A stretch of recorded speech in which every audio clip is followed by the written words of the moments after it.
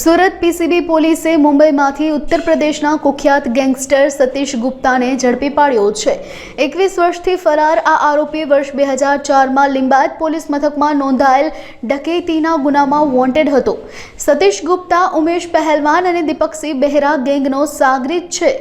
ઉમેશ પહેલવાન ગેંગના 7 સભ્યોમાંથી 6ને યુપી પોલીસે એન્કાઉન્ટરમાં ઠાર માર્યા હતા।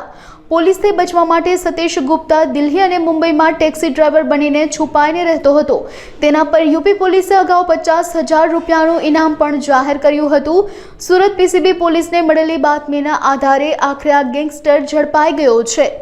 પીસીબીની ટીમે એક 21 વર્ષ જૂનો ગેંગસ્ટર પકડી પાડ્યો છે કે જેના વિરુદ્ધમાં 2004માં સુરત સિટીની અંદર ડકૈતીનો ગુનો દાખલ થયેલો હતો અને આ ગેંગસ્ટરની હકીકત એવી છે કે જે ઉમેશ પહેલવાન ગેંગનો સભ્ય હતો અને આ ઉમેશ પહેલવાન જે ગેંગ છે એના 7માંથી 6 સભ્યોના યુપી પોલીસે એન્કાઉન્ટર કર્યા છે અને એક આ વ્યક્તિ જે છે એ બચી ગયેલો હતો એને જેને પીસીબી પોલીસે પકડી પાડ્યો જેનું નામ છે સતીશ બાબુલાલ ગુપ્તા।